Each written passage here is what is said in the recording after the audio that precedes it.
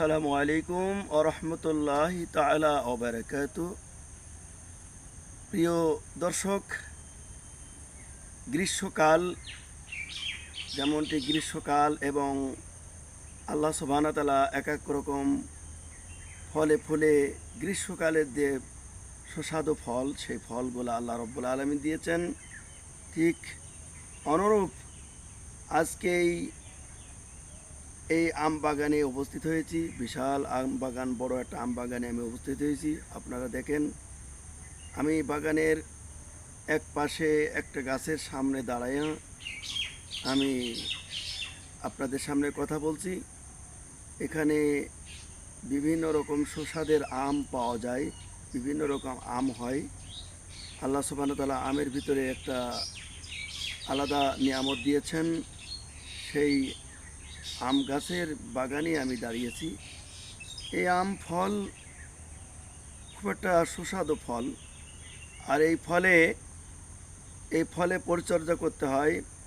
প্রথমে হলো, যখন গাছগুলা আম যখন ঝরে যাবে তখন ডালগুলা কেটে পরিষ্কার করে দিতে হবে। এরপরে জমি সুন্দর করে চাষ করে দিতে হবে। আর যখন আমের আমের যখন ময়ল হবে আমের যখন ময়ল হবে ওই সময় বিষ স্প্রে করতে হবে। আর যখন কুয়াশা হবে, পানি দিয়ে স্প্রে করে পরিষ্কার করে দিতে হবে। তাহলে কুয়াশা, যদি আমের গায়ে কুয়াশা না পড়ে, ওই আমটা পুড়ে যাবে না, তাহলে ফসল ভালো হবে।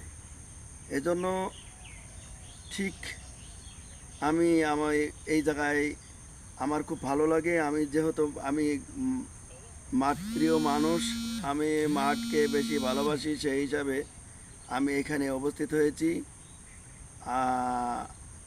আপনারা দেখেন এই জায়গাটায় কত সুন্দর একটা দৃশ্য, এবং আম আছে, এবং আমের পাতা দিয়ে কত সুন্দর একটা করা, আল্লাহ সুবহানাহু ওয়া তাআলা কত সুন্দর করে সাজায় রেখেছেন। সেই জায়গায় আমি এখানে উপস্থিত হয়েছি। তো আপনারা সকলে দেখবেন এই জায়গাটা। আমার এই ভিডিওটা দেখে আম বাগানের এই দৃশ্য আপনারা সকলে দেখবেন। দেখে আপনাদের যাদের ভালো লাগে, আশা করি ভালো লাগার কথা, মৌসুমি ফল আপনারা সকলেই ভালোবাসেন। এই ভিডিও আপনারা দেখে আপনারা সবাই লাইক, কমেন্ট, শেয়ার এবং